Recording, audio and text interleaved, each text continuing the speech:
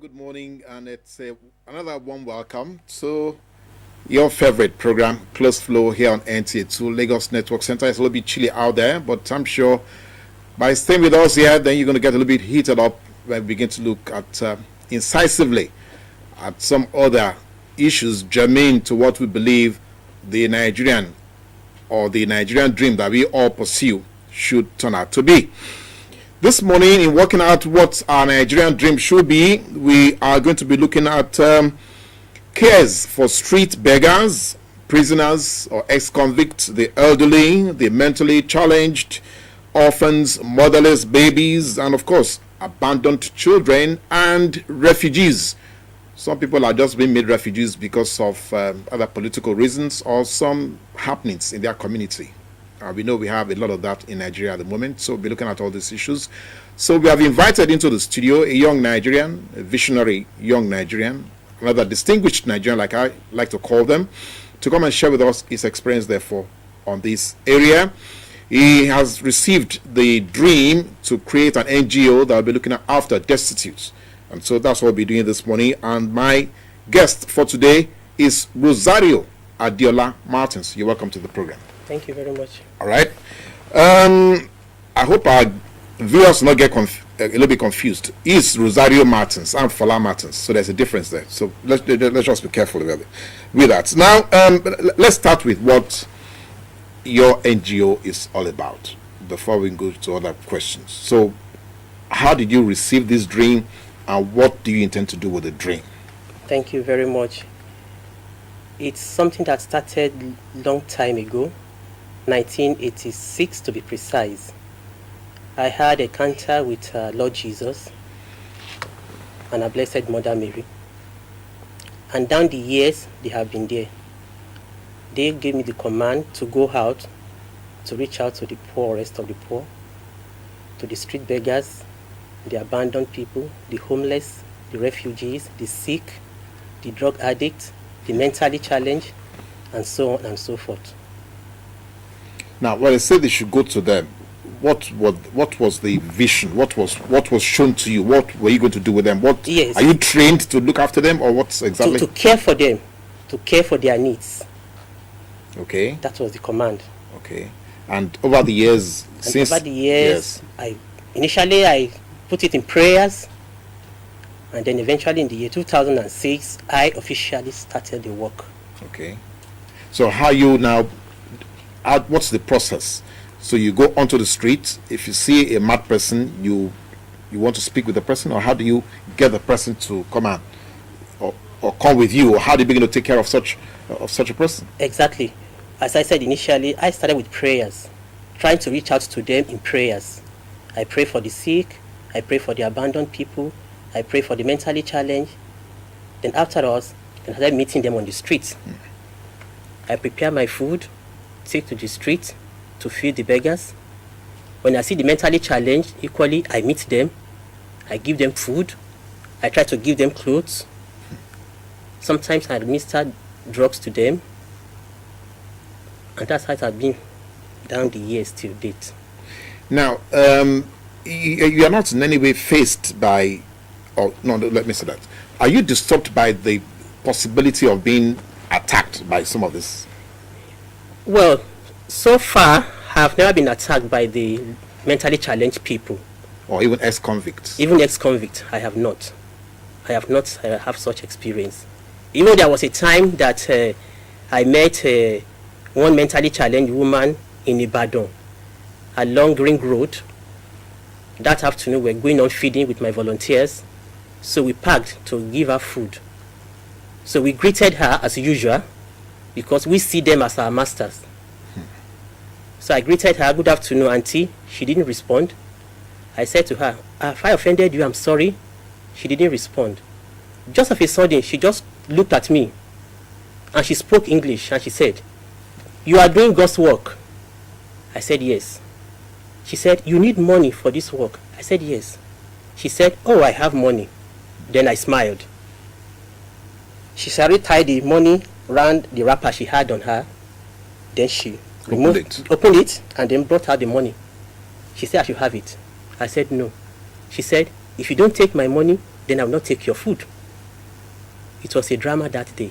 Then I said, okay, kindly give me the money. So she now gave me the money. She now asked me to give her the food. So you had a conversation, a sane conversation? Yes, with her. Several occasions when I meet mentally challenged women, for example, when they delivered on the street, people gather around. At that particular moment, they became violent. Nobody could come closer to them. But eventually, if the news comes to us and I appear at the scene, the woman will just give the baby to me. Several occasions. Now, besides mentally challenged, you also listed that you also take care of, ex-convicts, the elderly, Yes. abandoned babies and all that. So, do you have a home where when you get to see this, unfortunate Nigerians, or handicapped Nigerians, do you take them to that home to situate them in that home? Initially, I had a little place I was managing. I go out to see them on the street. But presently, we have a little place, still very little, where we could bring in just few to live with us. We hope that later, as the work grows, we have a larger place where we can bring so many into our abode. But however, no matter the case, even though we have a very bigger place, we will still go out to see to their needs. Yes. Like the aged, most of them are abandoned in their homes. Like the convicts, ex-convicts, whenever I go to the prison, they ask us, what is their hope if they should come out? So we need to do something. Now, I don't want to pretend to be the mentally challenged lady that you met. You certainly need money to do some of these things. Of so, course. how are you going about that?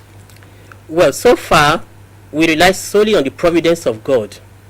God has been providing the little ones we have, the resources we have been using. But we still appeal to Nigerians to really come to the aid of the destitute, to those that are suffering. Now, that really is the begging question, because a lot of people are of the opinion that poverty is just not what they want to deal with. So how do you want to convince, especially maybe people in leadership positions or in government, to see the light at the end of this kind of dark tunnel? Thank you very much. Well, as we are human beings, we are all called for this particular purpose. And whichever position you find yourself, it's not your own making. It is God who has placed you there for one particular purpose. To me, I feel embarrassed when I see people in position who are capable of helping others and they deliberately not choose to do that. I feel maybe I pray for them. And I'm happily at this moment to them that they should know that that position is for a purpose. To help their fellow human being. This Jesus demonstrates to us in the scriptures. Even those who claim that they are ignorant or those who claim that they are indifferent. Like the parable of the rich man and what's his name? Lazarus. The rich man was there, but he was indifferent. However, at the end of the day, Jesus tells us Lazarus was with Abraham while the other man was suffering. So I don't want them to suffer. So this is the time, the opportunity, the privilege God has given to us, if I'm in a particular position, to use that to even buy yourself, to buy your soul back to God. It is the high time. Even in the advanced country, people are doing that as well. Much more here. Jesus spoke to me, he said, much of his mercy is even here where poverty is even increased. Now, that really is where a lot of people are now beginning to lose faith, as it were, that factories are shutting down. Churches everywhere, growing and expanding. Religious leaders living in affluence, and yet poverty continues to increase. So, there is a disconnect there somewhere. That is total contradiction.